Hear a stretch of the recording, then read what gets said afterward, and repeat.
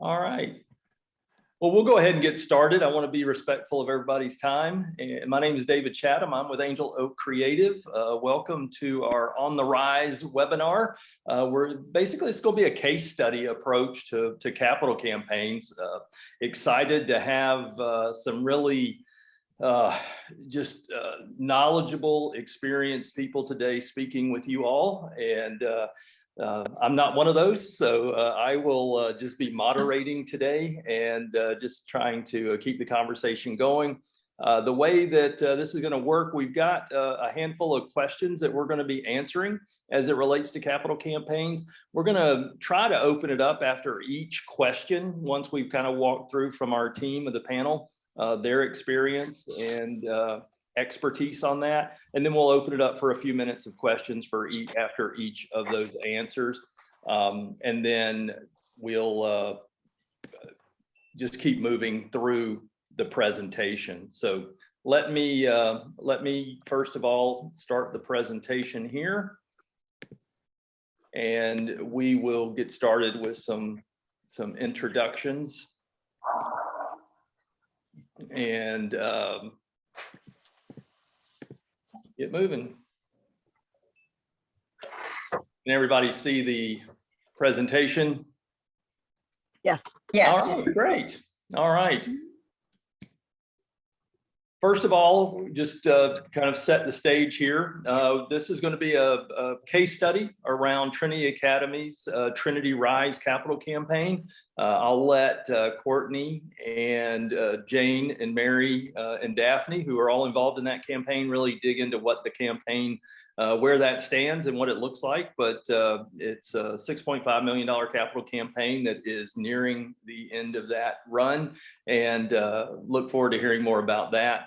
And then we've got Angel Oak Creative represented by myself moderating, but also Daphne Thompson here, and then Mary Moss with moss+ross. So we'll definitely let them introduce themselves right now.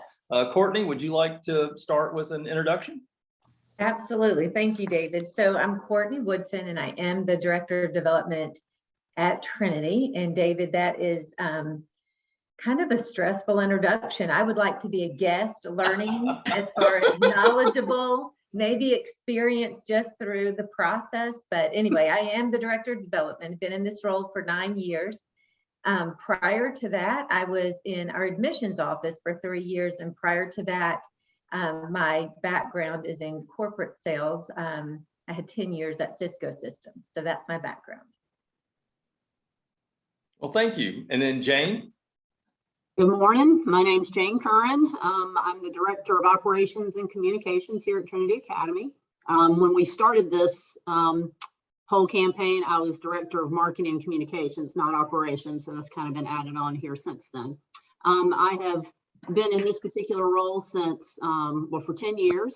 But prior to that, I was a volunteer here at Trinity. I've been a part of the Trinity community for 17 years. Both of my boys graduated from here. And all of that to say, I'm definitely an owner and invested in the mission and the vision and the success of Trinity. So it helps to have institutional history and background, and then to work on staff, that's just a bonus. Great, thank you. Mary, the woman who needs no introduction in the fundraising world. Now that is stressful. It's so good to wake up with you all this morning and start my day with you all. I'm just thrilled to be invited by Angel Oak Creative to be a part of this panel. And my business partner, who is on this call with me, Susan Ross, and I started this firm, Moss+Ross, and we started it 13 plus years ago. So we're in our lucky 13th year. And secret about that is Susan and I grew up together since first grade.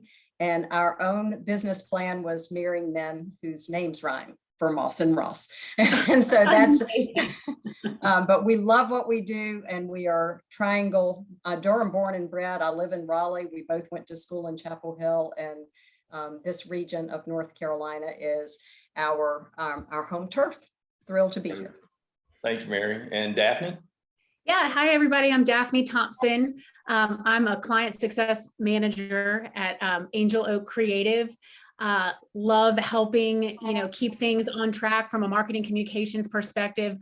Sharing stories of the nonprofit heroes in this community is my, it's my love. And capital campaigns especially is something that I've had the privilege of walking alongside clients for almost 10 years now, a little over 10 years, just helping them bring the strategy that the moss+ross experts from a fundraising perspective outline, and then helping to communicate that and market it to the public.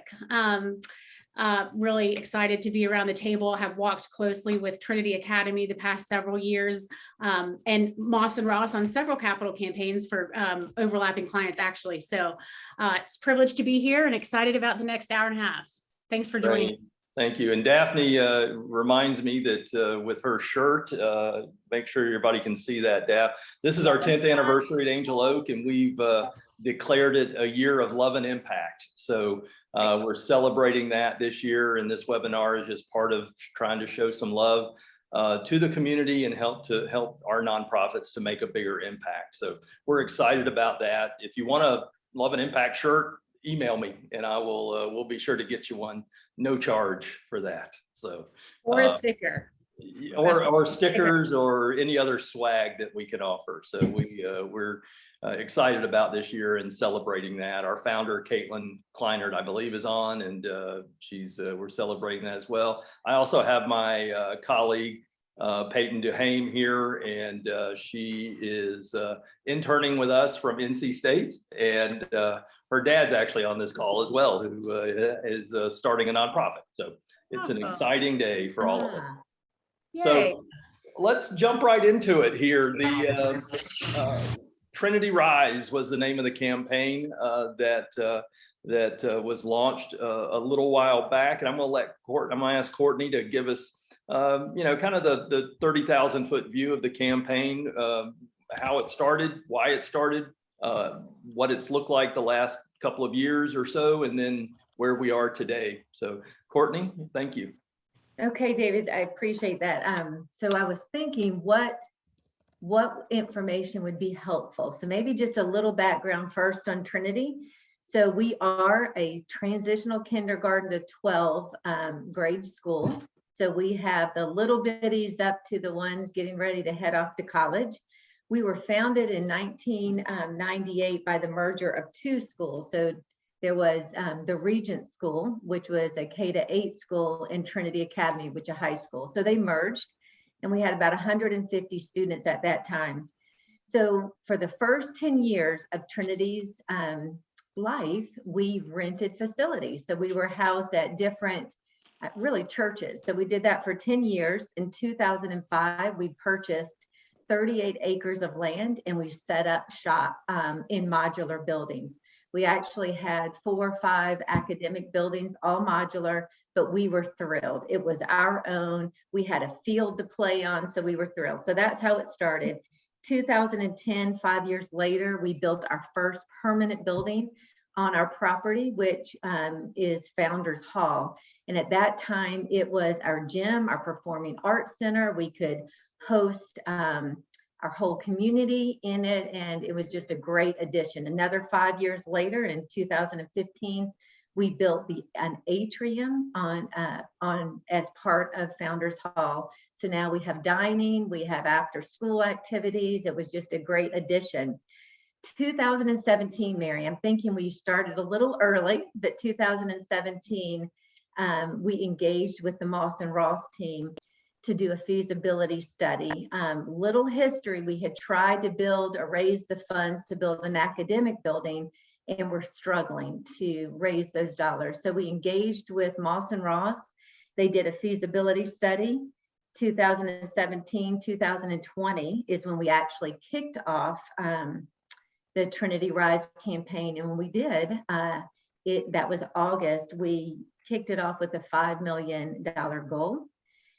This past January, 2 months ago, we increased the goal to 6.5. As you guys can imagine, what would cause those impacts. One, of course, was inflation, rising cost of everything. But another piece was just going through the city of Raleigh approval process. We're in the watershed, and they added a whole lot of requirements. So it increased our goal by 1.5 million. And we are only 500,000 away from hitting that goal now. So it's been pretty exciting. We can go into details of how this all unfolded, because it sounds a lot easier than it was, but it has been a fun ride. You didn't break a sweat, Courtney, right? No. Well, we're going to be looking at this from answering some questions about this. As I said here, I wanted to give everybody a little preview of what the questions are, just so you know as we go along. These are some of the questions we plan to answer. Hopefully, we're scheduled this for 90 minutes. I know some people may not be able to be on that long. We are recording, so we'll make that available to everyone here, and then generally public as well. We're going to be looking at is it feasible? When is the right time to launch the campaign? Do we need outside expertise? How do fundraising and marketing work together? How do we develop a clear vision and case for support? What role does the board play? Quiet phase versus public phase? And how do we sustain the campaign? So those are the questions we're going to be answering, and we're going to start with, is it feasible? Courtney and Mary and Jane, when you were thinking about raising $5 million at the time, what was your gut, and then what did you find when you ended up doing a feasibility study, and why did you choose to do a feasibility study?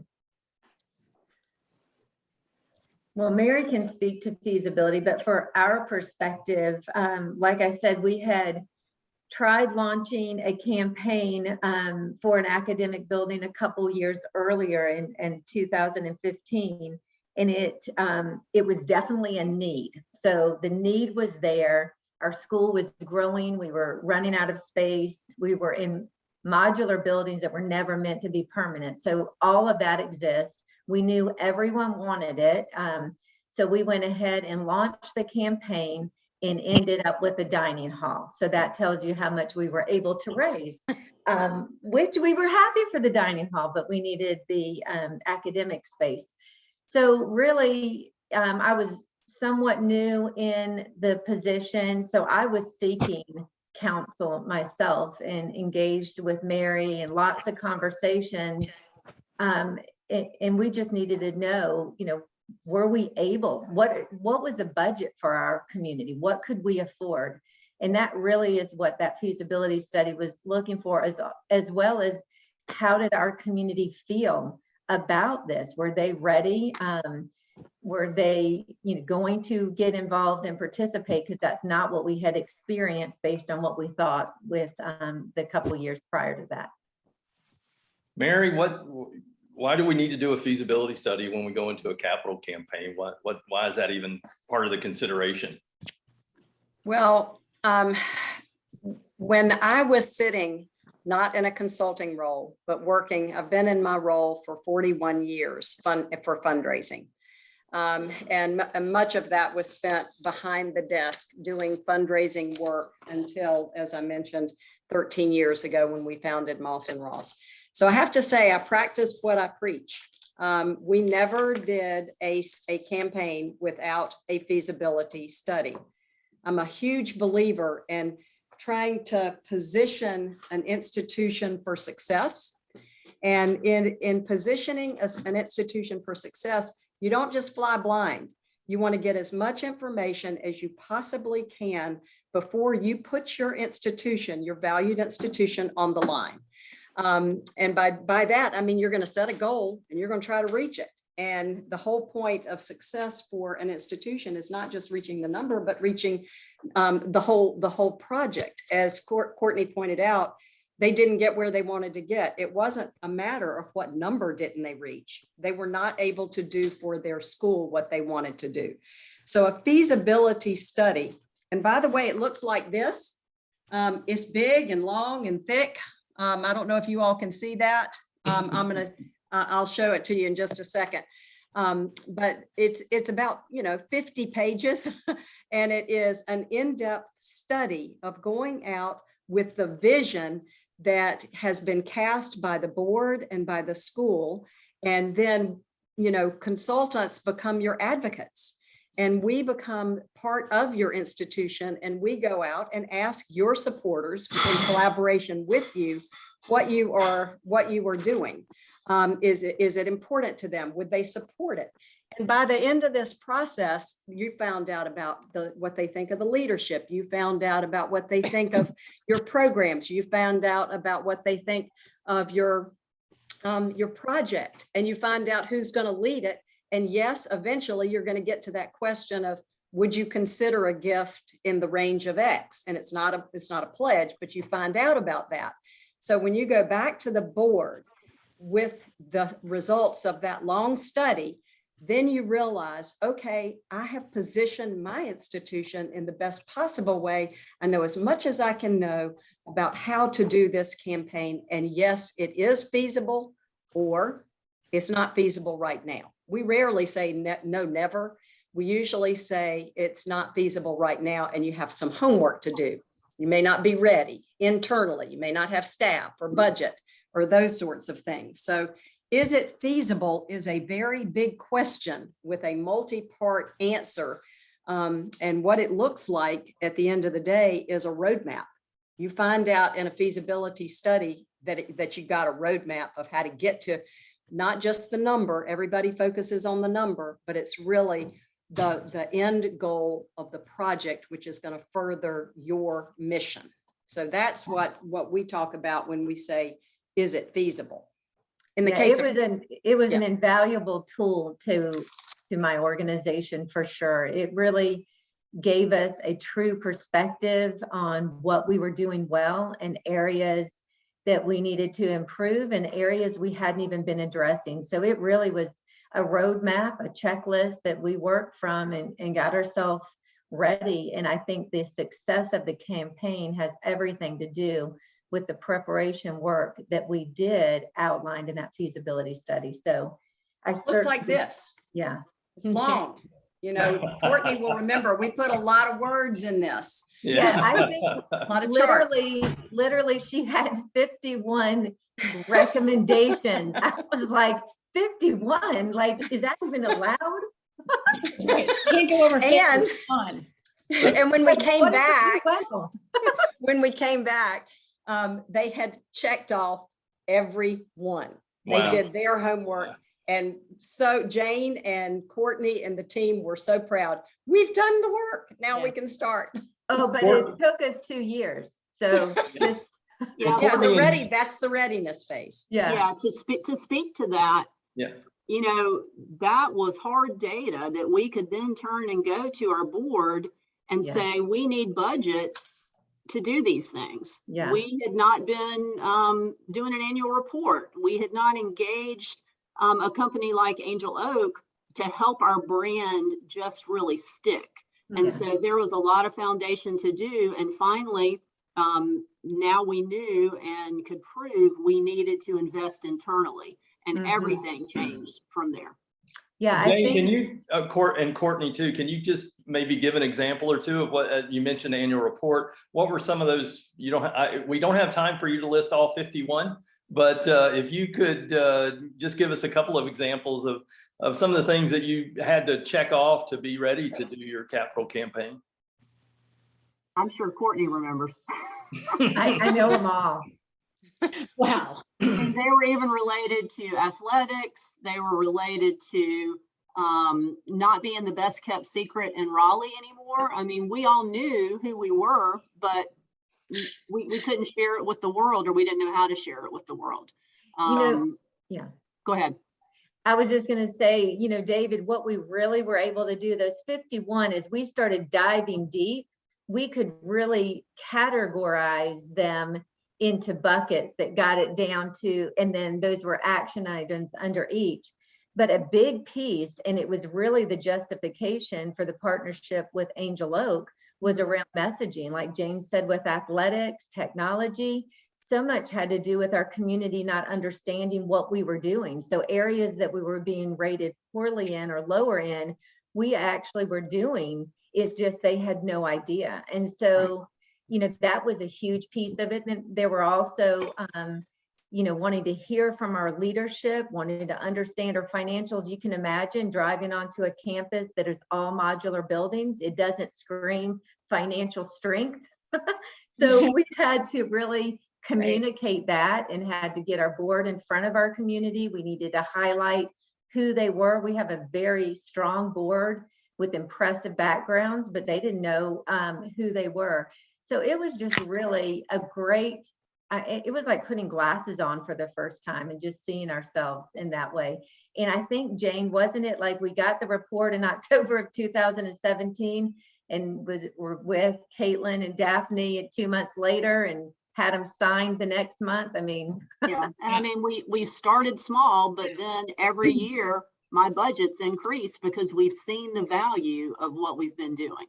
oh, and here's Yeah. one piece I'll just add. I mean, the enrollment growth at our school, even prior to the pandemic, I think has everything to do, or the retention. I mean, we were dealing with, 85% retention, which is really not a great number, really speaking to communicating to our community the value. It's a lot harder for a school in modular buildings and beautiful facilities. So Angel Oak was able to come in and really help communicate who we are, our mission, our vision, the value. And now we're at 96% retention. Wow. It's just very powerful. And I think it has so much to do with Jane, the leadership there, and her partnership with Angel Oak. Well, thank Yeah. you. Thank Well, you. and Yeah. Thank you for that. The thing that I would just scope back on for those of you on the call is we tailor every feasibility is written for each client, but I can bucket list some of the things that you're going to hear about. What they're speaking to is communications. And so the communications need to be right. We will talk to you about that. Courtney mentioned the board. We will have a whole section about leadership. What is the leadership perception here? We will have a whole section about program. What do they think of what you're doing, your day-to-day life? And then what do they think about this project and how it meets your mission? And that's where those recommendations come from. So it all scopes back to getting, as Courtney has said, put your glasses on for a minute and hear what outside people tell you, because we're going to interview about 18 to 20 people and find out about what they think of you. And it's from a wide range of an audience. So that's how you find out if it's feasible. Yeah, Crawford, I see your hand. Yeah, if anybody does have a question, feel free to either drop it into the chat box if you'd prefer, or if you do have something you want to ask, like Crawford, raise your hand or wave if you don't know how to raise your hand on Zoom. So Crawford, go ahead with your question. Yeah, my question ties to gift pyramids and lead gifts. The ones I've been involved in, that was considered critical to launch. So you needed a big gift. So if it's a $6 million campaign, you need $1 million gift. And then you need a gift pyramid that shows we need 20, $100,000 gifts, so many 50, et cetera. Were either of those in the feasibility study, and are they critical, or is that just one way to skin the cat, but there are lots of ways? 100%, Crawford.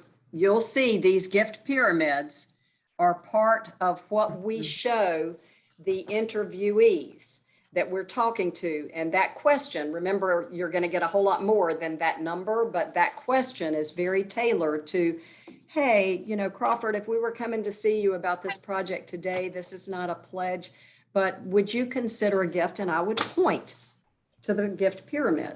And we would talk about that. And inevitably, I will tell you, everybody goes to the bottom and says, I want to be there, the gifts, the low gifts. And then I'll say, ha, ha, ha, that's so funny.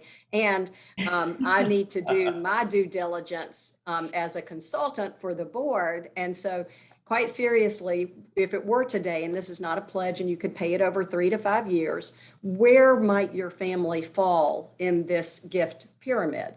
And we get lots of honest answers here. Today, I would do this, but don't write me down for that because I don't know what's going to happen. But all of us are then able to aggregate the responses. We don't report that back to any institution and say, hey, Crawford's going to pledge this. we just aggregate the responses and say, hey, on this gift pyramid, it looks like you can raise between, 3 and 5 million, or whatever it is, whatever the number is. So that question is important, but it's only one of 10. Right. One thing, Mary, even though you only interviewed 18, 20 folks, you did a survey of our entire community. And I think we had something like 80% response.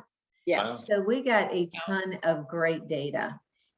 And Crawford, is a great question you ask about that giving pyramid. I hated that pyramid because it was just too big. And the feasibility study that we asked moss+ross to do was to see if we could build a 6.5 million campaign. They came back and said 4 million.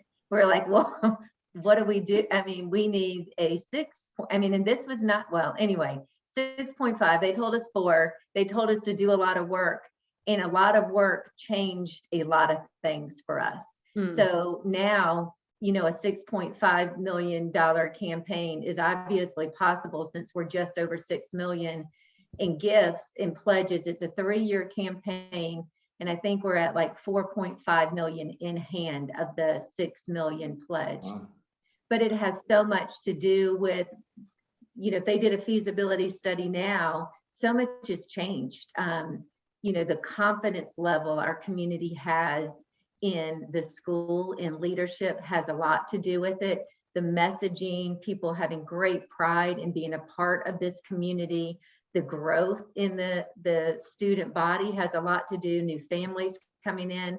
So, it was just a great tool. It helped us, find gifts that we wouldn't have had we launched, what for us, that's 4 years ago. It was painful for me. I'll just tell you, it was painful. But it's so worth it. And I just want to jump in, capital campaign or not, feasibility study, it is so beneficial for your organization for so many reasons. And the takeaways that Trinity they've walked away with will benefit them for years to come. They're going to continue now. They understand the importance of consistent messaging and, the board leadership aspect. They're all just such critical. A feasibility study, I just can't overstate it enough or overstate the number of times we recommend to clients who come to us and say, hey, we're ready. We want to do a capital campaign and we just want your help starting to market it. One of the first things we always ask, have you done a feasibility study? Because it's that important. That's right. So, yeah. Mm-hmm. And actually, I'll say to Daphne's point there is we are working with a client now where the foundations, one corporate, one just regular foundation, have asked and said, don't come to us unless you've done a feasibility study. So the pressure is on. The corporate gifts and the foundation gifts want to be sure you've done your homework. It's not just a matter of talking to interested individuals. So you really want to, take into account that this document that I'm holding up now is really important to a lot of people on the outside, as well as those on the inside who are running the campaign. It is so interesting. One of the funny things, and we'll get off the feasibility study, but in the feasibility study, one of the criticisms of a major donor prospect was the materials we used to present the feasibility study. So, packaging was obviously very important because it spoke to planning and preparation. So if it looked like I created it on my own laptop, that's a problem. Yes. Well, great. Any last minute questions on feasibility? And certainly as we go along, we can continue to have a discussion about any of these questions, and we'll have a little bit of time at the end, hopefully, that we can open it up for broader questions. But anybody else have any questions on feasibility studies before we move on? So you've done the feasibility study. How do you know when is the right time to launch the campaign? What's that time frame? For I know every organization's different, but what does that look like? And what helps to decide the time frame for that? I think I can start this answer, but the urgency drives the timing. So just remember that the urgency drives the timing. In fundraising, some 40 years ago, we learned that, what is urgent? What is urgent, people would say? Well, urgent is where the roof is leaking and you have to replace the roof. Well, I have now lived long enough to work for a spiritual institution where the roof was leaking in the sanctuary, and it was urgent. So you can't just decide we're going to do that later. So that's the most urgent. That's one example of urgent. But what else is urgent? And if it's not urgent to the institution, trust me, it's not going to be urgent to your donor base.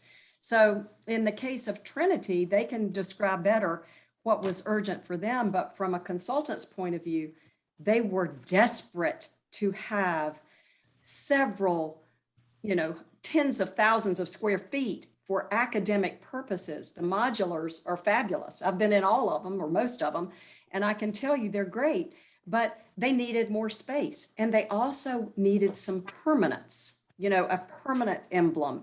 And they needed to house their fabulous science programs and their math programs and their humanities programs. They needed a place for the teachers to showcase their great work. And so it was urgent. And Courtney's already spoken to enrollment growth, but the time to launch the campaign is when it is necessary, planned for, and urgent. Right. Courtney, anything you'd add to that in terms of your experience with for Trinity and why you chose the time you did to launch?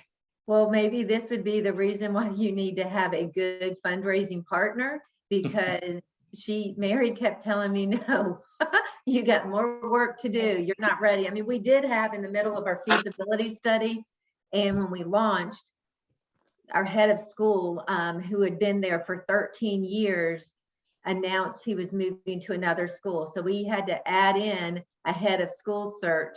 And I've been joking, I think that's what I needed to force a pause, because you obviously cannot be launching a campaign when your head of school search is on. So, it shut us down and really gave Jane and I the direction of what to be working on during this interim time. So we were really ready. But Mary's right. She said urgency, but also getting ready. So, and I think too, we knew the permanence of what was happening inside the buildings needed to match what people saw outside. And we had another consultant even prior to this who came in and said, magic happens in your classrooms.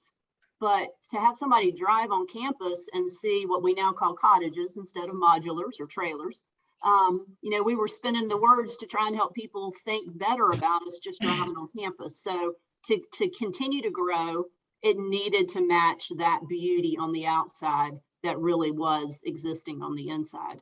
And then the other criteria, you need the launch in the middle of a global pandemic, because we did. And that is just a testimony to God's faithfulness. Yes. So, yeah. Yeah, we had experience in that realm of the pandemic. That's why we were hired, right? Yeah, that's talk about timing, right? It's but you know what? I mean, it from that perspective, our experience has been that when you communicate clearly and in a compelling way, getting people's attention during this time has seemed to be a little bit easier. I hate to use that word, but certainly people are paying attention to what's happening in their communities because they have a little bit more time to focus. And I found that to be really helpful. So anybody have any questions about timing of this, of their campaign, or what would dictate that?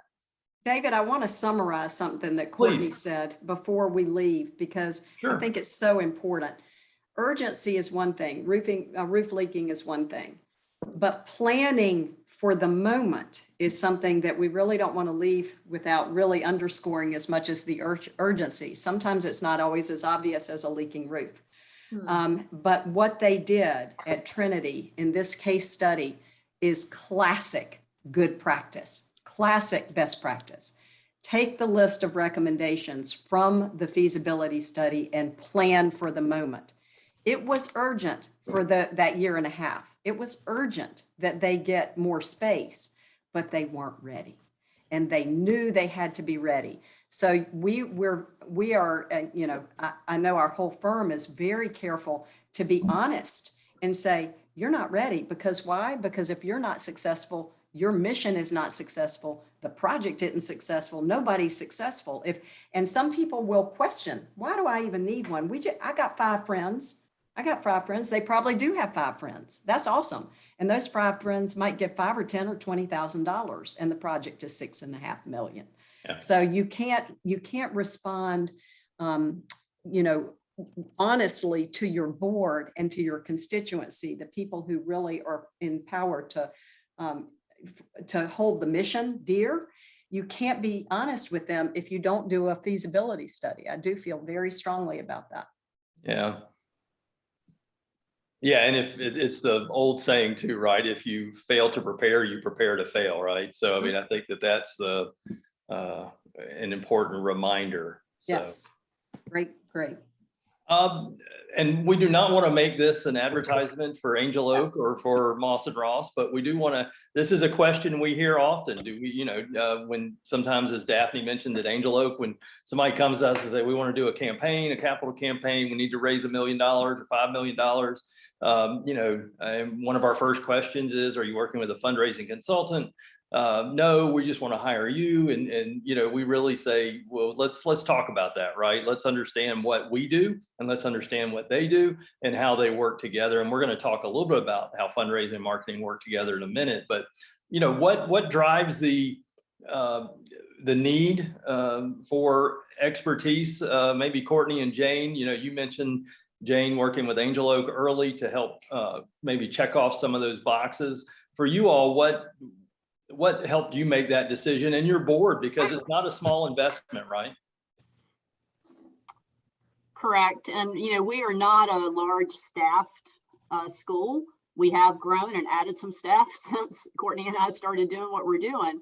But just the time that we had to do it, and we both lacked the expertise. Neither of us had ever done a capital campaign before. And so, again, we wanted it to succeed, and we wanted to find those people who shared our values, who understood us as a school, and would make us better and help us succeed. And so I would absolutely say you need expertise. Yeah. And the piece I would add to it was kind of a no-brainer in that, you know, we had an annual fund every year that was between 200 and 300,000. So to be launching a $5 million campaign at the time, we knew we needed extra because we needed to take advantage of every ask. We needed, you know, we needed a roadmap for that. So the piece though that I would add in picking your partner, I think one thing from a fundraising standpoint, you really need to know your community, your donor base, and who you are. And we had done work. We have a development team, a development committee, and we had spent time with the board early on, really identifying what our philosophy for development was going to be and how we would approach that. And so in looking at partners, both on the communication side, but on the fundraising side, who could help us stay true to ourselves? And I think that is very important, not just a firm that would come in with best practices and way to do it and change the way you do things.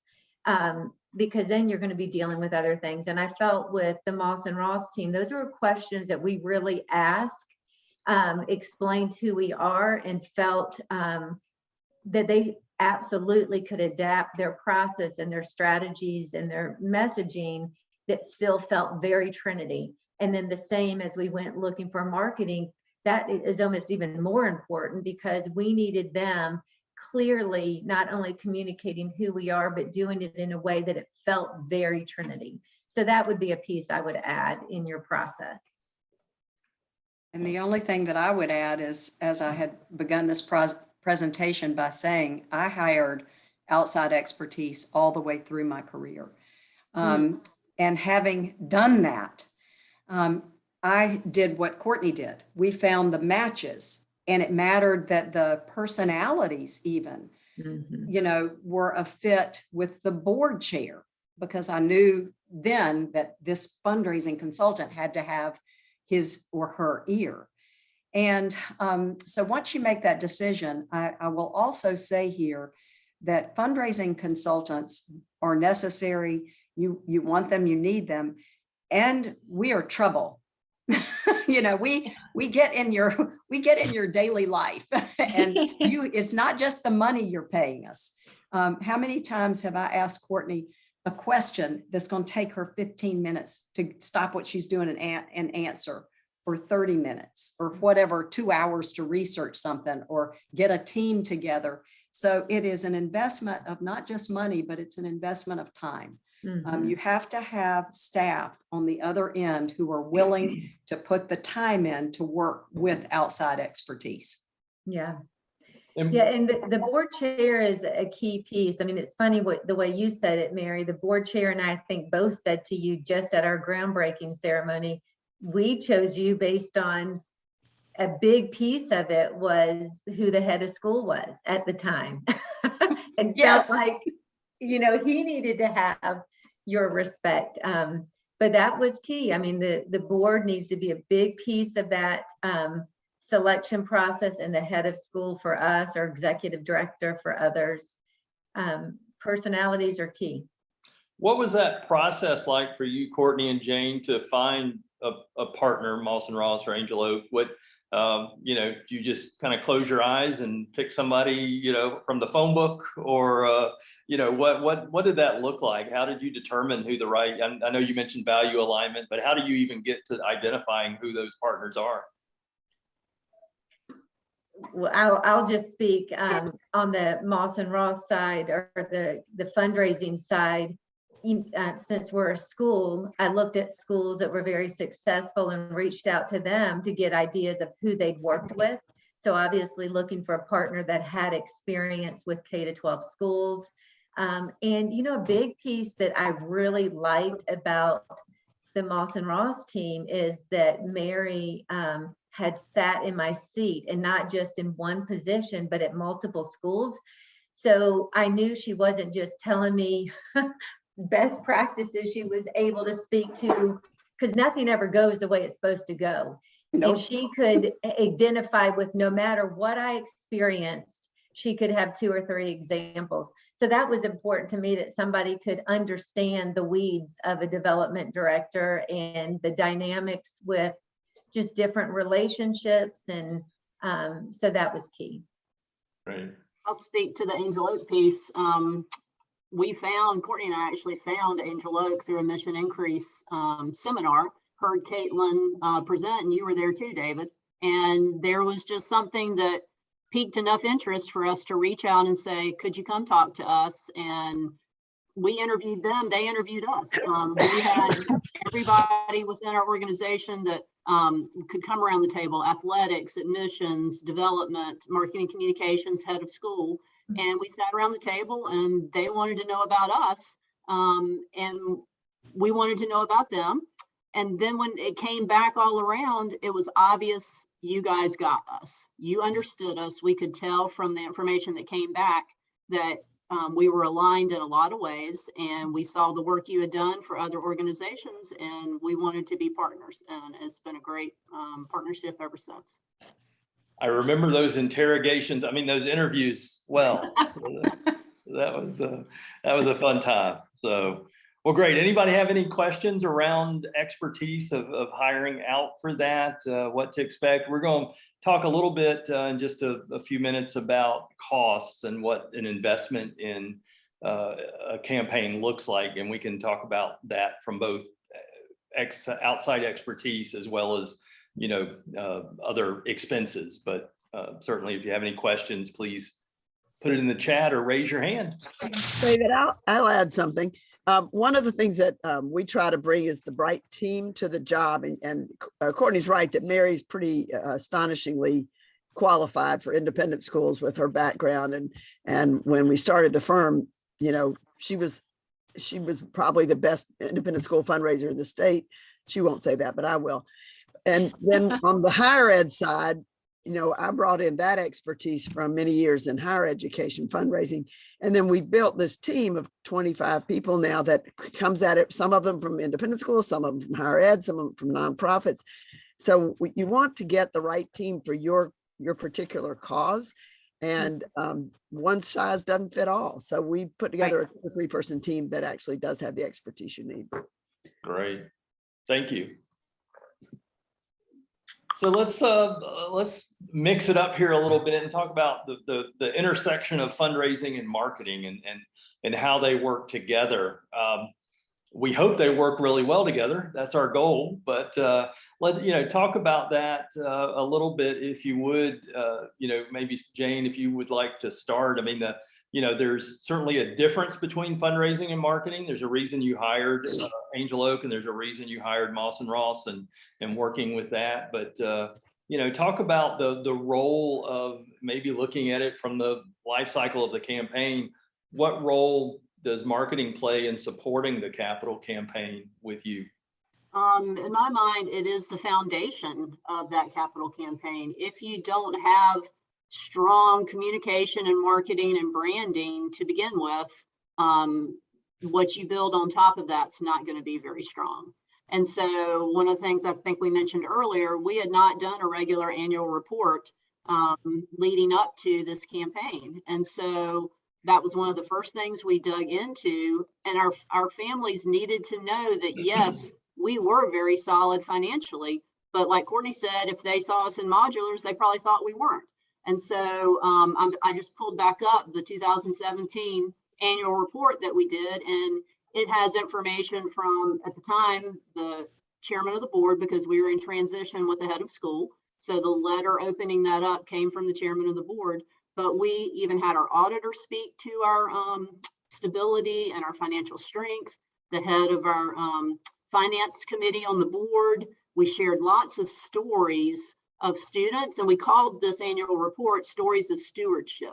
We wanted our families to understand that we were stewarding the funds that they were giving to us. So we began to be very transparent and show expenses and revenue, and it's been the basis for what we've done ever since. So year over year, our families know what to expect. And we had admission sections. We showed that growth in enrollment and why that urgency was there in the first place to need to build a building. Because most people would say, well, we're just fine. But they didn't realize we were busting at the seams even 5 years ago.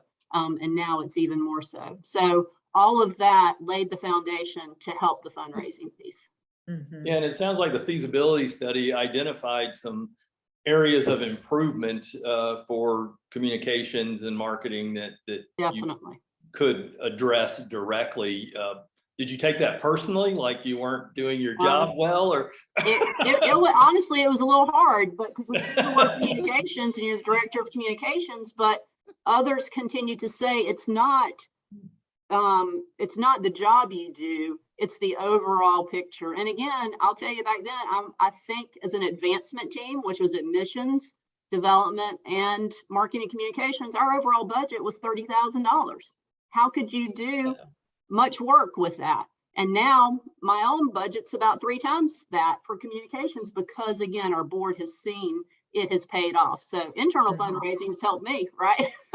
But so definitely we took it personally, but we did the work and we were thankful. And if you're not willing to hear the hard things, you can't improve. Yeah. And then Courtney, what is that relationship between development from advancement and marketing look like? What does that intersection look like for you? And are there challenges there? Where they're just, is it all unicorns and rainbows, or? I mean, honestly, maybe Jane, when I hang up, will tell y'all differently. I don't know, but I honestly think it is a great partnership. I mean, I rely heavily on Jane, and I think I defer to her in that area. She may say differently. I mean, I do have strong opinions and ideas that can drive people crazy, but from the messaging standpoint, I know that is, I need a strong partner, and I totally trust Jane with it. They're in fundraising. there is so much that needs to be said all the time, and you need to have a plan. You don't need to just wake up, let's tell somebody this. You need to look over the next year, the next 2 years. What is it we need to say now? What are we going to be saying later? And then how? And I think Crawford had brought it up with the major gifts. Well, you also have smaller gifts. And you also want things to be said early on that you will follow up with in one-on-one conversations. So Jane is such a great partner, and she's the one that really pulls in Angel Oak and directs all of that. But as I'm sharing with her our plan and what we're going and what the different teams and who needs to be updating, we're constantly working on the timing of it. And so I personally think it would be very difficult to launch a capital campaign or any fundraising without a good working relationship and respect for your marketing team. You know, you need to, if you're not respecting them and not really relying on them, it's going to be difficult because you can't focus in on the fundraising side because you're trying to do it all. And, you know, so it needs to be a strong partnership. And I do think Trinity, we have a great, you know, friendship outside of just the working relationship. And then again, just from the marketing side and the communication side, I know what I think needs to be said, but Courtney hears a different perspective from others, and our head of school hears different things. So if I'm not willing to listen and realize people read differently, I read everything, right? Courtney would tell you she reads bullets. And so I need to understand that to help that communication be read by so many different people within our organization. So it's vital just to be open to that partnership and willing to push back. And she holds me to a high standard. And sometimes I don't want to be held to a high standard, but I know I'll disappoint her. And so I go the extra mile. And so I appreciate that. So Mary, my you're done? outside, yeah, I got to tell you, my outside impression is they are two peas in a pod. So anything that they're saying differently here, they work fabulously well as a team. And way back 40 years ago, 41 years ago, in my first foray in working at Duke, I came in as, you know, almost like an admin assistant. It was the lowest level that got a salary at Duke University in development, level 14. So when I came in to do that job at the annual fund, working with my partner, Susan Ross, who had a higher level, she's who got me that job. I was learning very quickly that I was hired to do the phonathons, then called Dialing for Duke Dollars. And we had a rotary phone as the logo. Wow. So that just takes you back. And so we had to do our own marketing as the annual fund team. We didn't have a marketing staff. Duke did not then, now they do. But we didn't have that. And the marketing of the phonathon, marketing to get kids to come pick up the phone for us. We had needed volunteers. We called it, and I learned at my early seminars, she still has the Dialing for Duke Dollars t-shirt. I love that. That's what she's put in the chat. So she started that program and I just helped it grow. But with that said, I will tell you the way we looked at communications and marketing from an early fundraising standpoint is that the communications and marketers were throwing out the rose petals down the aisle and the fundraisers would walk behind it. And if the rose petals didn't get thrown out, meaning the communications weren't ahead of your fundraising, then the fundraisers didn't have anything to talk about. So you actually must have strong communications. You must have somebody getting your message out before somebody asked for a gift. And that's why it showed up in Trinity's. And that's a common theme. Trinity is not alone. When we go in and we see, wait, you don't have anybody doing communications. They had Jane. Many organizations can't afford a communications person. So we have to help them figure out how they're going to get that paid for, because you're going to need some communications work to get money to come in the door. So it's an investment. And we will talk about that later. But the rose petals and for the communications folks and the fundraisers walking down the aisle is something I say very routinely. Daphne, anything you would like to add? Are those fundraising consultants and those advancement people a challenge to work with, or give us the behind the scenes look at that? I mean, I think that we, from a communications perspective, that there are several things that are important. Consistency in what you're communicating is tremendous. So like Mary just said, if you're not communicating ahead of time, and then out of nowhere, you reach out to your constituents and say, hey, would you please consider a gift? It just doesn't work. And it doesn't position you all in a good light, right? So consistent communications from a cadence perspective, and then also consistency in what you are communicating to help really solidify that, brand awareness. Who is Trinity? Who are they really? What are they about? Is everybody on the board and all the staff members, are they saying the same thing when asked the question, who is Trinity, right? So you want to make sure that what you're communicating is consistent. And in terms of, working with the fundraising consultants, I mean, I couldn't agree more with Mary. Fundraising and communications go hand in hand. And I mean, in addition to capital campaigns, just from an organizational nonprofit communications perspective, we as marketing experts defer always to your fundraising goal, right? What is your development plan this year? And what are your fundraising goals? And then marketing comes alongside and helps you communicate that. It helps you achieve what you're trying to achieve from that development fundraising perspective. So I think that, you can't do one without the other. Well, just like when you're trying to raise money, you have to spend money to raise money, right? It's just kind of one of those,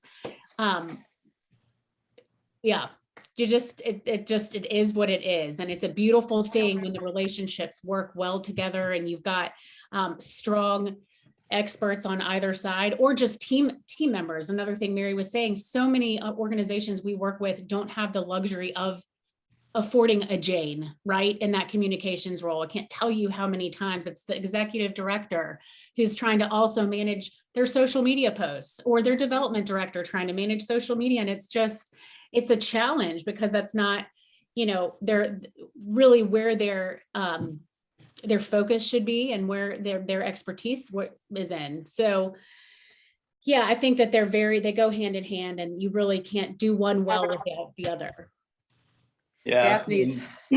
Daphne is so right about that, because I will tell you, in this big long document called the feasibility study, when you finally do that study, one of the first challenges that we hear as fundraising consultants, and it's always an obstacle that we have to get around as consultants. I gave a nice gift to that organization back in 2015, and I haven't heard from them since. So they haven't had that's turnover in the staff, whatever the reason is, no communication about the project. I helped build that building, but I've never been invited to be in it.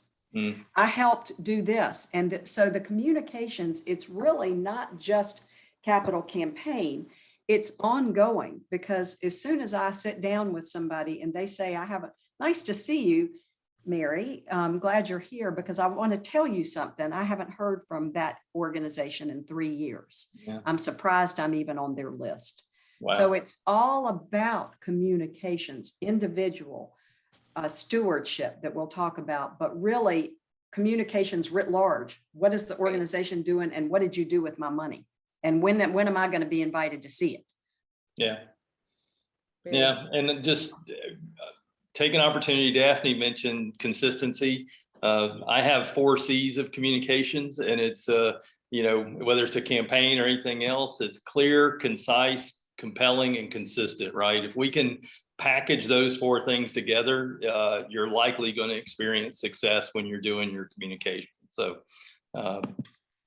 great. Anybody have any questions about how fundraising and marketing work together? Okay. All right. Here's talking about money now. We certainly want to raise money, but do we have to spend money to make money in the nonprofit world? Is that a fair question to ask, or should we just kind of expect it to not cost anything to raise $6.5 million, Courtney. I mean, I feel like we kind of covered this earlier, but absolutely, it's worth the investment to get the expert, the professionals to help you, execute against the plan and put the plan together. There's other expenses too, right? Than just hiring outside expertise. You've got printing, you've got signage. I mean, I just think about all the events that you've done around this. So, from your experience, Mary, with these capital campaigns, what's a reasonable range or a reasonable number for an organization to expect to invest when they're undertaking a capital campaign? When we go in, we have to look at the organization's budget. We have to look at whether this is their first campaign or they do campaigns routinely, and this might be their, fourth or fifth one. We look at their staff and see who's on deck.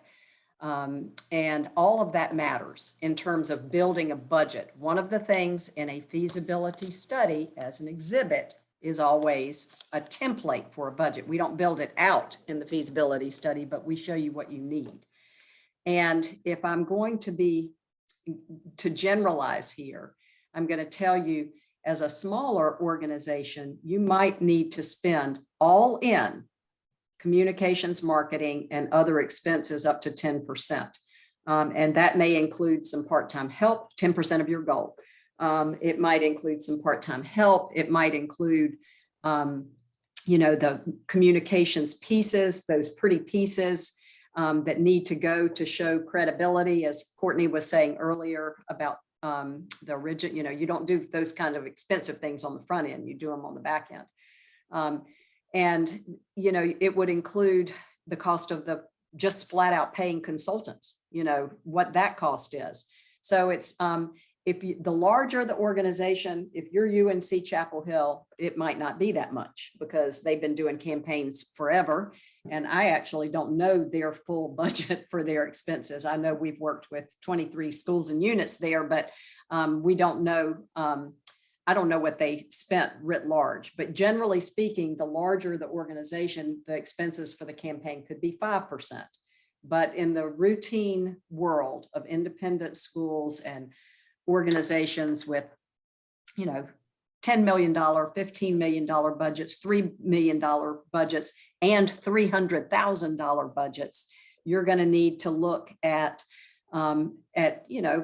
least 10% of the goal. And that may be a lot of money to ask on a $300,000 budget, which is why, and I didn't have it either, by the way. When I hired consultants, I had to go raise the money to pay the consultants.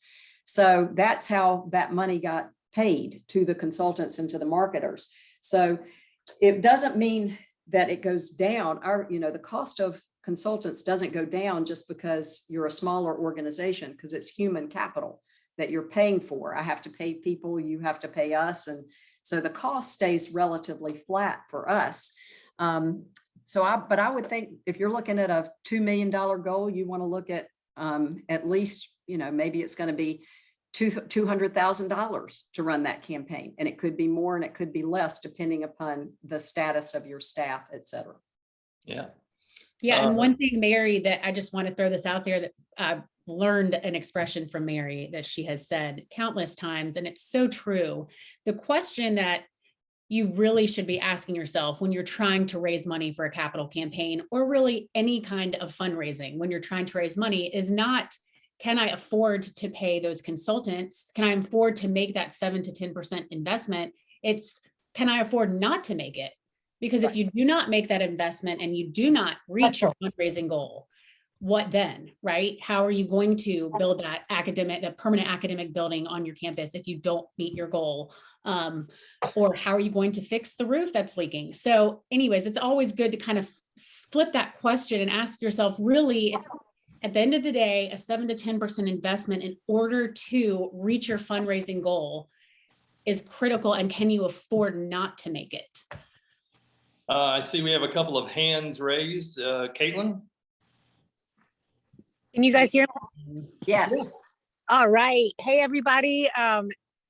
sorry I'm not able to be on video, but been just really enjoying this conversation. One of the questions that I wanted to ask Mary and anyone else who has something to share about that, when you know you need to make the investment, but you can't, it just seems like you can't afford to, is part of the feasibility study or some questions that would be asked early on, you know, would you be invested in an early gift to help us do the work that needs to be done to even launch the capital campaign? I know that we have a lot of clients who come to us and say, I know I need to make the investment, but the money's not there. So Mary, I heard you say sometimes you had to go and raise the money to make the investment in the experts to even start the capital campaign. Any advice on that? Yes. I've been in lots of different situations. One school, a smaller school, was fortunate. I was fortunate when I walked in the door, and the marketing firm also at the same time, they already had a $1.5 million donor who was going to pay for infrastructure for the campaign and a gift, so that they wanted to say this campaign is, your money's not going to consultants or anything else. It's fully paid for. It's whatever. And I'm, you know, this anonymous family was covering it. In another case, I had to go raise, and it was over $1 million to be able to afford the consultants that I desperately needed. And it was all around. And so, yes, I went and asked this particular alum of this school if she would consider an early gift. And of course, she was going to get a naming opportunity and all that kind of stuff. It wasn't without some benefit, the normal benefits of if she wanted it. But she immediately said yes. So that infrastructure became paid for. Sometimes, Caitlin, it's just built into the budget because you don't have people out there. Those were 2 out of probably 100 examples that I didn't have anybody who could do anything to help me. So we just built it into the goal. Let's say the building cost or the whole campaign was 3.5 million. We figured, okay, well, she said 10%. And so we're going to add 350,000 or 400, or maybe we're going to be, be really conservative and add $500,000 to the budget for the campaign. And now the goal is going to be 4 million, right? So we added the campaign budget to the goal. And that is how you do it. You let the campaign writ large pay for it. And that is the more common answer, because people are not usually in a position to go get that early gift. I have seen it and done it, but usually it's just a part of the campaign expenses. Crawford, do you have a question? Yes, I'm involved with a group that has a $5 to $10 million annual budget. We have a lot of talent in our senior staff, but nobody focused on development. How important is it to have someone on the team that's the development officer to be able to launch a significant capital campaign? Well, if I were doing your feasibility study right now, and that was the only thing I knew, I would be able to write recommendation number 1. I'm just going to tell you, that's all I need to know. You absolutely, whether it is a, I had to do temporary positions sometimes, Crawford, because we couldn't afford, to put somebody on staff. But I was able to sometimes get a 3-year, 75% person to come onto the staff. You really must have someone that you can hand off this work to, whether it's part-time and preferably full-time, and you need a partner in the organization that can steward it, because the first thing we're going to do is ask for list. And if you don't have somebody who can give us a list of, how to build this campaign, then that means the executive director or somebody's going to have to do it. And it's just almost impossible to launch a major effort without a development person of some sort. Yeah. Volunteers, you just love them, but you can't hold them accountable. Right. Yeah. Daphne, you want to speak to that at all? I mean, what she said, mic drop. I really don't have anything more beneficial to add than what Mary just said, and I agree wholeheartedly. Great. Yeah, I mean, Crawford, our experience at Angel Oak is that the the role of the development person is critical in the success of any, whether it's campaigns or whether it's annual funds or whether it's just day-to-day, engagement with donors, that's such a critical role. And when Angel Oak is looking and examining organizations with whom we want to work, that's one of the questions that we ask is, do you have a development director or coordinator or somebody in that role? Just because we know that we're going to be more successful if they are there, and that they're going to be more successful as well. But that's a good question. Yeah, Crawford, the thing I would just add is I had started at Trinity in admissions as the admissions director, doing it for 3 years, and a lot of turnover and things going on. And we did not have a director of development, even anybody in the office. There may have been like a administrator that would process gifts, but not anything focused on soliciting. But what the board did for the first year is asked me to serve in that role in an interim. So I think they were just testing it. And within the first year, no experience that I had, no consulting help, just somebody that cared enough and is driven to make a difference, easily paid for my position, plus, justified making it a permanent role. So we definitely brought in enough to completely cover what I was paid and address some strategic initiatives along the way. So, yeah, That's great. And then next question: how do we develop a clear vision and case for support? This is the foundation of any campaign. Is this one of the most important aspects of it, I believe. Jane, maybe you can answer this as far as how you work to really develop and communicate this vision that you all had to grow and expand the campus. Well, I think it was a collaborative process. Certainly the feasibility study helped to direct that vision. Moss+ross was excellent in listening to us and putting together the words that then shared that case for support. I'll just say, when Jean Murray gave us that first round of the case for support, I cried, because it was just like she knew exactly who we were.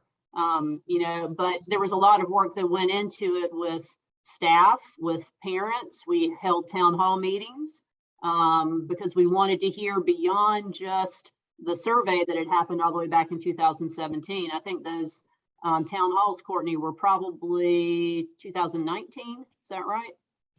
I think you're muted in the in like May, June, because things had changed since then again, and we had so much growth. We had new families we had not heard from back when we did the feasibility study. So it was just a 360-degree opportunity to figure out the vision. And then we had a team that went and visited other schools and looked at their facilities, trying to figure out what we liked, what we didn't like.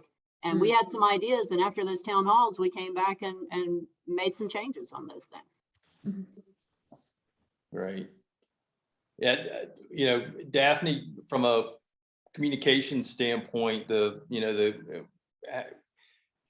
how important is it to be able to have that clarity when it comes to really creating that compelling, material, whether it's something as practical as a landing page or something more complex like creating, kind of a video or maybe helping to support an event?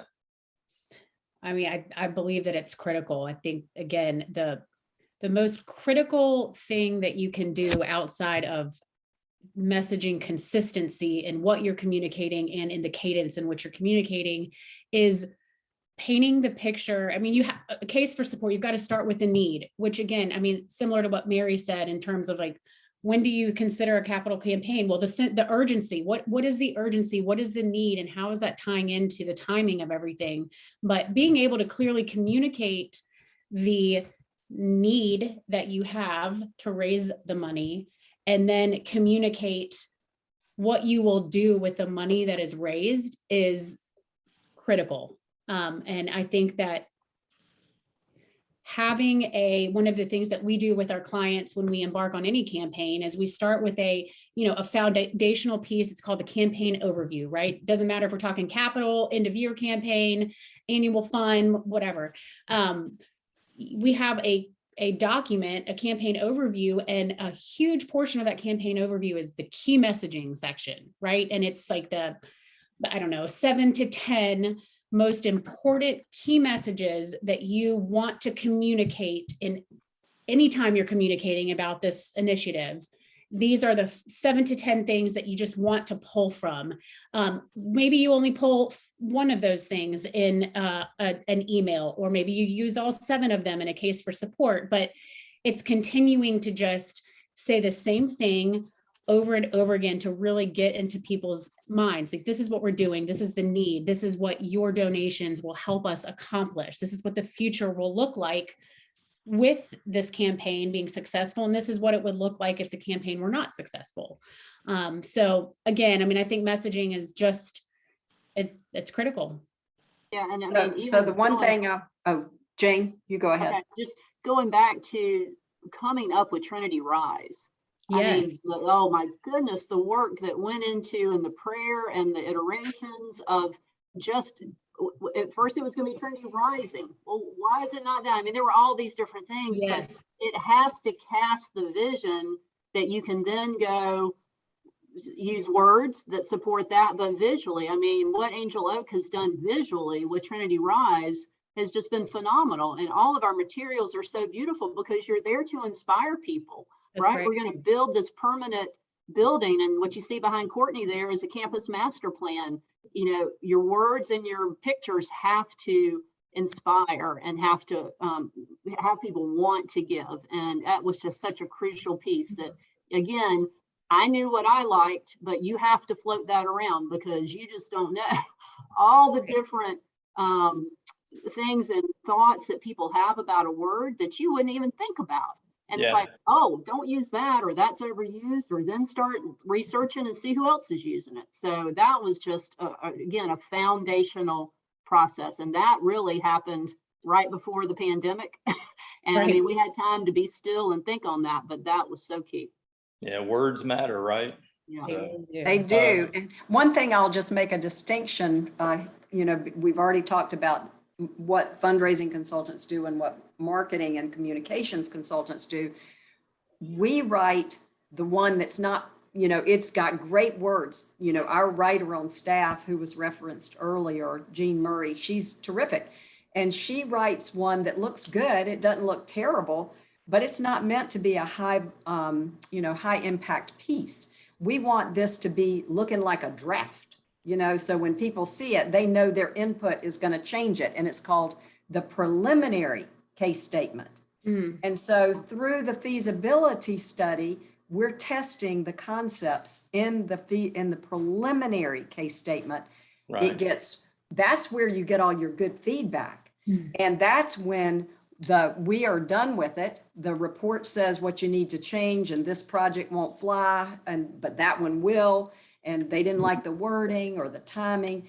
And then Angel Oak comes in and grabs hold of it, and Jane and the organization, and they take it and do that beautiful process that they just talked about. So there's the preliminary case statement. And then there's the really gorgeous one that you see, the Trinity Rise case statement. And hopefully a lot of that lives on. Caitlin, you have a question? More of a statement, and Mary just provided a beautiful runway. If you're trying to raise $4.5, $5, $6 million, you need to look like a $4.5, $5 million, $6 million organization, right? So I think a lot of what we've talked about this morning is the importance of listening at the beginning, asking the community, listening to what they have to say. It's got to be their vision too. It can't just be the organization's vision. If it is also your community's vision, then by the time you get to this going live, right, giving the campaign an identity, a brand, developing beautiful communications tools through the case for support, videos, landing pages, your community should be just chomping at the bit at that point because it's their vision. They've been included in, the earlier planning stages. They're almost excited by the time you get to this point and you're ready to actually make the ask and bring the vision to life. So, just can't stress enough how important it is to look the way you want to be perceived. That's so right. And I've never had a preliminary case statement, a rendering, anything in 41 years, no matter whether it was me working it or somebody else, that the rendering that we presented in the preliminary case statement, it didn't look like what got built because it got all changed up. So you never want to spend that kind of money on a preliminary case statement. You spend it when it counts. Yeah. And just for those who Yep. may not know, Caitlin is Angel Oak's president and founder and our chief success officer. So she's speaking from that role. So I guess everybody knows, but just wanted to make sure those who may have a question. Moving on, we don't have a lot of time, so I'm going to try to move quickly, but not get hung up on that. We'll certainly, continue the discussion within the emails and all afterwards. But what role does the board play in the capital campaign? I can't count how many times this question has come up, and should they be fundraising? Do they need to be just ambassadors? Are they responsible for X percentage of the capital campaign? So what's the answer, Mary? Well, in my experience, this is a board-driven, mission-driven effort that will take 100% of the board to support it in whatever way they can. We would always ask for, 100% participation at a level that they felt comfortable giving over 3 years. But we also ask for their advocacy. We ask for their volunteer support. When I met with Matt Young and Courtney, I knew that that was not going to be a problem for Trinity. Strong board, and Courtney and Jane can speak to that. But I will tell you, and I did a few people on the call yesterday, I just finished a feasibility study where the last thing I said to that particular group, because now they got their homework to do, they got the study, and they've got not 51 recommendations, but they got like 38. We're trying to pare it back. And so with that said, I said, I would not be doing my job as a consultant if I did not tell you that the biggest concern I have about this effort going forward is that I'm not seeing the chair of the board on this call. Period. And so if a chair of the board and I mean the chair, is not in it, and it's not his or her priority, then you're going to have a very tough time getting the board behind it. Great. Anybody have anything to add to that, or any questions about? I think that's pretty cut and dry, right, Mary? It's the answer is they play a very critical role in a campaign. So it's choosing the right people and being able to make sure that those are the right people in the right seat, right, are involved. So that's a critical piece of this. Hey, David, I might ask just add one more thing to what Mary shared. This is Caitlin. The board involvement is so critical. And when you're talking about capital campaigns, especially, I don't know if this is one of the questions that we're going to address. I know time is running out, but how important is a capital campaign committee, which would certainly involve members of your board and also some other key influencers? It's just like the board.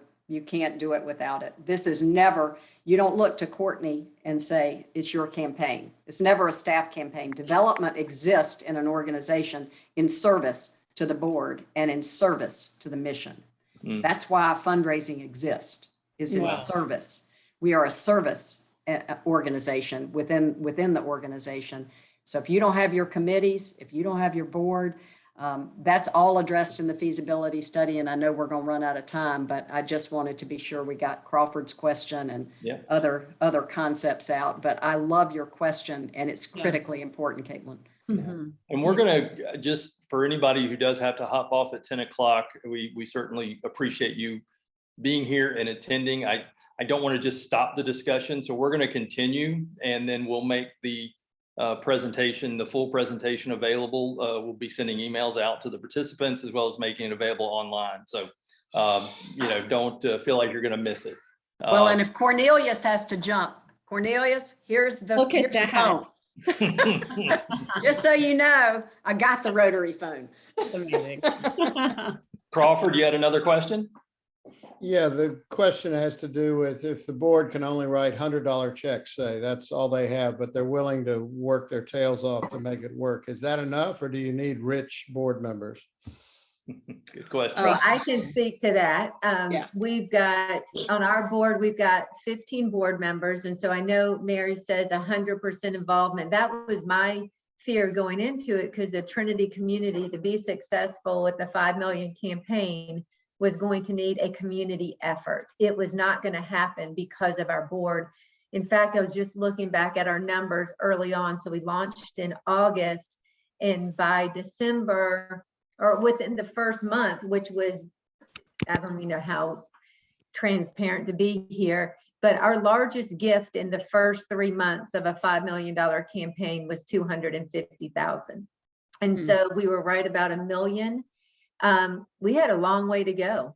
So, but where our board is strong is giving of their time, their talent, and of course their resources, but their resources look different depending on who they are. So I would say, just based on the fact that we're 18 months in and about to close on a 6.5, and we've still got 400 and something to go, but it is a community effort for us. We do have $1 million gift, but that literally came in December. So it wasn't something that came in early. We do have two $500,000 gifts, but those came in 6 months or later into the campaign. So, but what we do also have is very strong committee. So while we have a campaign steering committee that's got 15 volunteers that are very eager, very active, we have 3 chairs that are very active on that committee. I think we've got 6 of our board members serve in that role. So those are the ones doing the asking. We have, I think, 15 board members. So the other 10 are supportive, but not out picking up the phone, making calls, but they're advocates in different ways. Crawford, I have many clients where the board, the urgency and the need for the campaign precedes and will outpace the timing to reconstitute your board into people who could have higher donors on it, because that is a process and it takes years to do that work. So you are asking a very current, relevant question, and we will put, what we do, and time again, is that steering committee. That committee has to become the group that has the folks that on it that will give a lot of money. Without that, and I'm not saying it doesn't represent others, but if I can't find it on the board, we find it somewhere else, and we create a group that can be representative of that. Yeah, absolutely. Yeah. But that's what that quiet phase is, which we're just getting to that slide. And I thought this was a very powerful model for us. We, in the past, and again, we didn't even have a development director when we had done other capital campaigns. So we were just throwing it out there. But that quiet phase, you get a lot of work done without having to let everybody's eyes on you to see how quickly you're moving. So, but yeah, Mary, you can take it. I jumped ahead. No, it's good. The quiet phase is, 18 months roughly of putting together your team, getting your fundraisers together, looking at your staffing, getting your communications, all the infrastructure. That is the important part, without which you will never have a successful public phase in the timing that we will have suggested. Now you'll have it because we'll work with you, and we keep, we wait until you're ready to go public. What does public mean versus quiet? I had a head of school one time that said, we used to call it in the old days, the silent phase. And she would say to the whole, group she would be speaking to, Mary tells me this is a silent phase, nothing silent about it. I say something about this campaign every time I get up.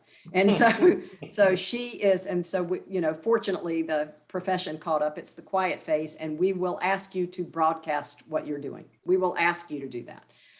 It is never quiet, but what you're doing during that quiet phase is setting as a board a tentative working goal. Whatever that goal is, 75% of it needs to be met before you go public. And that's the criteria. So the difference between quiet is all that infrastructure that we've spent 13 slides talking about. But now we're talking about you're getting ready to actually go out to the community. You've got, and we will not recommend that you do that before 75% of the goal is in hand. Because why? Because we don't want you to go out with a goal that is not successful. You might even change the goal. We've had 2 organizations recently that upped their goal. One of them is Trinity. And so they got so successful, they upped their goal. And another one is in Orange County, and they upped their goal right when we hit the public phase. The board said, hey, we've already met the original goal. Let's increase the goal. And we don't usually have any backslides, but that can happen, you know, where you don't have enough money to announce the goal you wanted to. It can happen. I just hadn't seen it. Great. Yeah, Daphne, what does this mean for communications and Jane, from a quiet phase versus a public phase? Is there, you know, are you doing something different around that? We were definitely still communicating, but to who we called our pace setters, those people who were in the know. And we wanted them to continue to know that things were happening and moving, and we were thankful for their gifts, and their gifts were paying dividends because others were beginning to give. So that quiet phase still behind the scenes like that, but then in our annual report and our spring newsletter we always had a development update that kept our whole community abreast of the fact that we finally stopped using the word planning. We had used the word planning for so many years, and people were so sick and tired of it. And they're like, I don't want to know you're planning anymore. And we started saying, you know, whatever word we needed to, that we were beyond the planning stage. Now we were taking certain actions. And so you just got to keep it moving in that way and reveal what you can. But those pace setters, I think, were key to really be on the inside and get regular communications. Yeah. Yeah, that's great. And I also think that the way you communicate, the words and the messages you use in communicating to your quiet phase audience versus the public phase. So like the quiet phase is an intimate group of people that, you know, moss+ross or others have helped you identify can either help lead the campaign or, you know, steward a larger gift. The way you communicate to those people is very different than the way you communicate to the masses, which really becomes when your campaign goes public, that's when you're reaching out to anybody and everybody, the $5, I mean, and every gift matters. I know, Mary, you say this all the time, and it is so true. You can't fund 95% of a car, right? If you don't get that other 5%, you won't be able to get the car. And that other 5% may be made up of 200 donors, where the 95% that you've raised up to that point is way fewer donors, right? So you know, you communicate to different audiences with different messages while keeping the message consistent. So I do want to always go back there, like the key messages have to be the same, but you know, it matters. And you work with the fundraising consultants and you know, each organization, you work with them to really craft that message, you know, what's going to resonate with this person who's considering a $500,000 gift, what's going to resonate with this person who's considering a $50 gift, but to them it's, you know, that's a lot of money. So it does matter, and you do communicate to them differently. And Absolutely. no, you're not seeing double. Caitlin and Daphne are twins, for those who don't know. So you actually are seeing double. You're supposed to be seeing yeah. So, and thankfully, we're not having to social distance right now because Caitlin's all up in his grill. So, but yeah, I guess Caitlin has something she'd like to. Yeah, well, I wanted to share one more thing. I think, you know, quiet phase versus public phase. It's all about who you're inviting into this mission and into this, you know, like dream of realization, right? So The quiet phase, you're inviting those who you've identified to be, some key early champions of the campaign that can get you to that 75%, as Mary said. Once you get to the public phase, and I know this has been so important to Trinity, Trinity is committed to inviting 100% of its families and, community to be a part of this project. And when you get to the public phase, you may be inviting people who can't give the largest gifts, but they're just as valuable, because that last stretch, I think Mary would probably attest to this. Sometimes the last 25% is much harder to close out than the first 75%. But just don't forget that, this whole campaign is about inviting people to dream with you and realize a dream. And it's just the difference between the phases is who you're inviting at that time. So Everybody wants to be a part of it. that's right. And so you want to open it up. All gifts matter. They just don't all matter at the same point in time as much as they will, that's why you don't have a campaign that you open up the whole constituency from the beginning of the quiet phase. You must take what limited volunteer resources you have and work that pyramid that Crawford's already asked about, that we will talk, we talk a lot about that pyramid. But eventually, that whole, whoever you've ever met, people driving by, you want them to know about what's happening at your organization, and you want to invite everybody in. But the standard best practice is for a campaign is working that quiet phase and all the work that goes on to the public phase. So once we've done that, and we're, I believe the Trinity Rise campaign is a couple of years old. Is that right, Courtney and Jane? Is that a couple of years? So how have you been able to sustain that momentum over time? I mean, that's not a short amount of time, and I know campaigns that have run longer than that. So how do you kind of keep people engaged and involved? Well, I'll be honest, it has been hard because while the campaign's going on, all the other work that we have going on is still there too. So I feel like that is where the volunteers have been very helpful, just keeping it encouraged, but also not just focusing on the end goal of 6.5 now, but setting a lot of little goals along the way so we can celebrate often. That has been really key, setting those. And I feel like a big part of my job has been keeping energy and reading the community and my teams and knowing when there's starting to be a lull and creating that new point of excitement. So the events, while they can, we've done a good job, I think, of doing events that are not as labor intensive, but are still very exceptional feeling. So, while you want to do things and do them really well, try to figure out how to simplify, but a lot of that has been good too. So you got to set many goals along the way. You've got to keep your team excited. You got to give them new things to be looking for. Of course, a team, a committee on a fundraising team is going to be very goal oriented, or you've got the wrong people on your team. So make sure your people are goal oriented, and then set goals that you have to push for, but that you can reach and succeed. So that's been huge for us, huge. Lots of little gifts here and there along the way. The folks that early on, we didn't call our campaign quiet phase, public phase. We called it like the pre-launch phase and the community phase.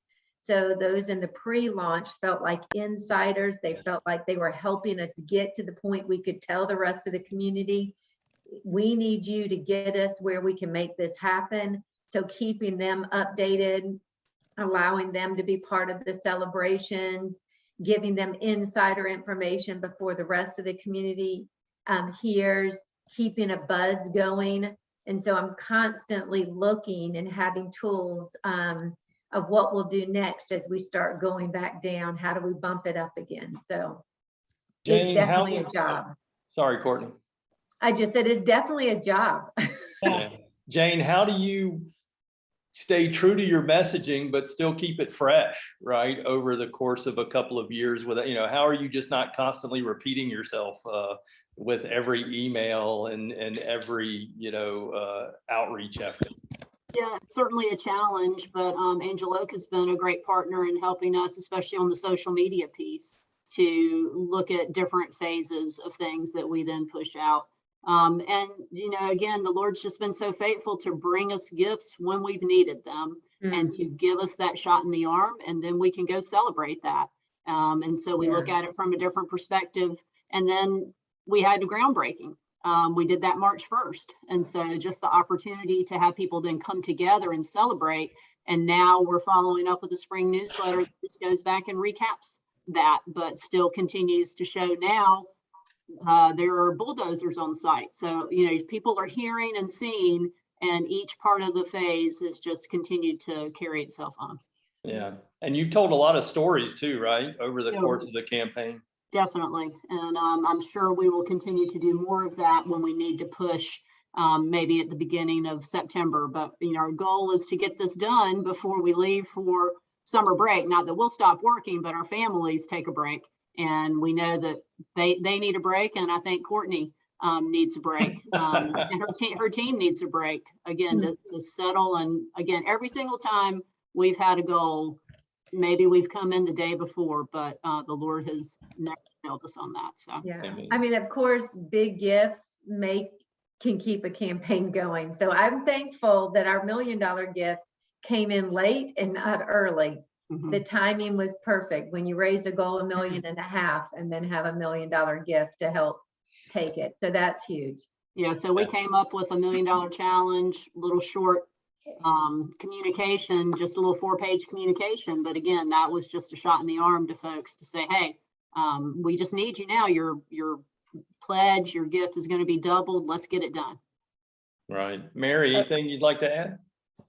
Just really underscoring everything they've said. You have to have milestones, groundbreakings, testimonials, that buzz, and we try to help you keep it fresh. It is the hardest part of the campaign, as people have already said. It is, and thank goodness that, if you hadn't had the quiet phase, that $1 million gift wouldn't have come in. So that, that family needed to see what was going to happen during this campaign. And really that balancing act, between what you say, when you say it, and how you're promoting it. It's a wide spread of topics. And it's hard. If anybody thinks a campaign goes like this and you peak at the top, it does not. The last thing I want to tell you about this is a campaign works in plateaus. You are going to have moments when no gifts are coming in. It is at these moments that fundraisers, board members, and consultants say, hey, what's up? What's next? We got to get something out there. And then you start raising it up again. So it goes in plateaus, more like this. And so a campaign, I put my head down on my desk and cried when I couldn't find some, reached a point where I didn't think money was not going to come in. And then all of a sudden something will happen and trigger it, and boom, you're at a different point. Nobody ever remembers the plateau. It all was like this. If you ask them at the end of the campaign, they don't remember the bad times. So it's up to you all who are working on the campaigns to keep it fueled. So there's crying in fundraising as opposed to there's no crying in baseball. So many a tear has been many shed. a tear. And tears of joy, I might add. Well, this webinar will end, I promise you, and we're coming to that right now. So how do we know it's over with the campaign? I mean, obviously there's a goal that we've identified, but you all hit that goal and you kept going.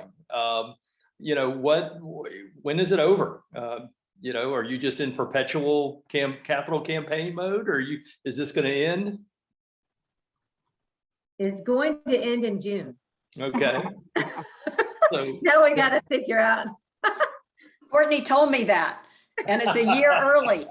And then what's the next phase? Exactly. Perpetual. What's the next phase? Well, how did you know at 5 million that you said, okay, we've got enough runway, we can raise this goal? Well, we didn't have an option. I mean, it's not that we added or upgraded or any of that. I mean, it's just the time that we're in. I mean, we're in this pandemic, supply shortages, material, labor cost, and then the city of Raleigh just adding so many requirements. If we were going to build it, that's what it costs. So we had to raise the dollars. Yeah, So but once they're you're actually, yeah, once you're in it that far, you've already committed. You don't have an option. You got to keep going. Gotcha. there was the conversation, we were looking at the next building adjacent to it before the pricing increase happened because momentum was so good. And so it was gonna maybe go on into the next phase. We think we can raise more, but then the cost increase got us to that still 6.5 million, but for the existing building. Yeah.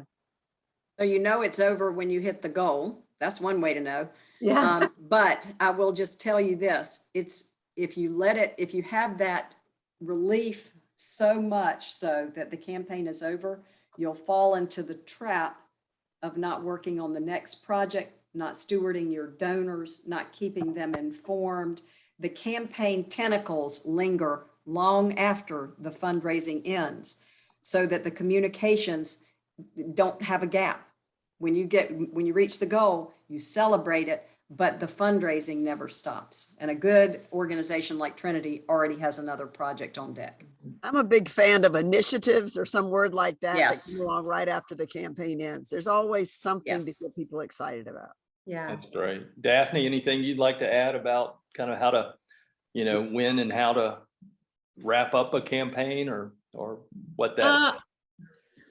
Again, from a communications perspective, I think it's just critical that you, one, make sure you communicate, and hopefully this would happen to everyone, that, when you've hit your campaign goal and when that campaign has come to a close, you thank, you celebrate. I think celebrating is huge. And I think celebrating is huge along the way. Again, there's little milestones or goals that you set along the way. I mean, $6.5 million, that's a long stretch. It's a long time to be working to raise money, and you have to celebrate before you hit the 6.5.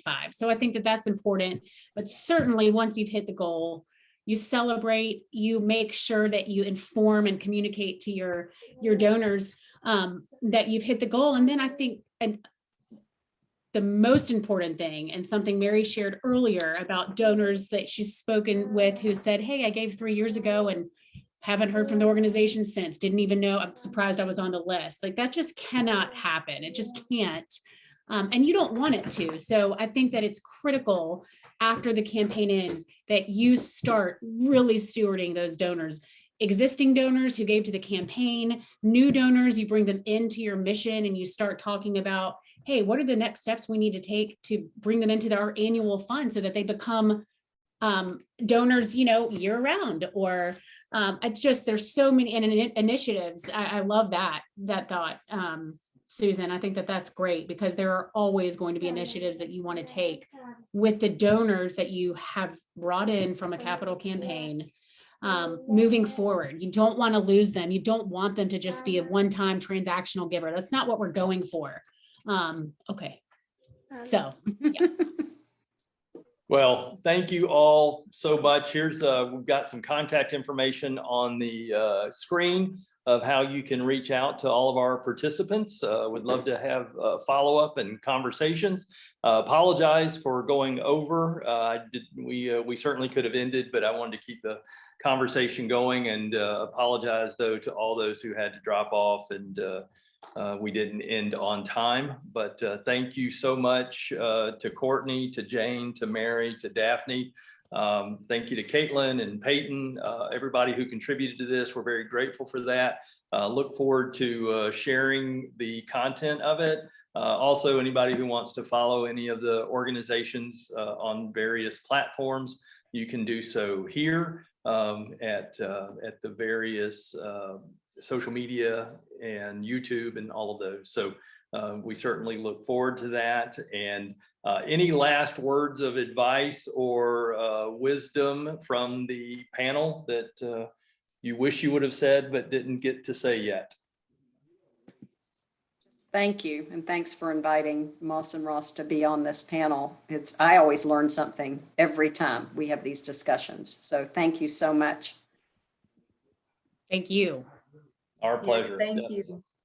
And to all who attended, thank you so much for your taking your time this morning. We appreciate it.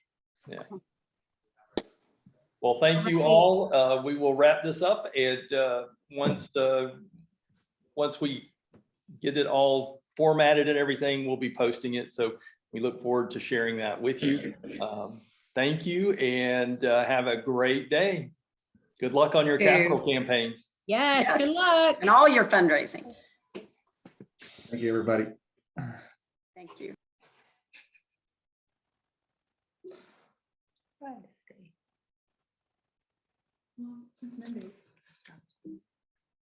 Yeah, we're on.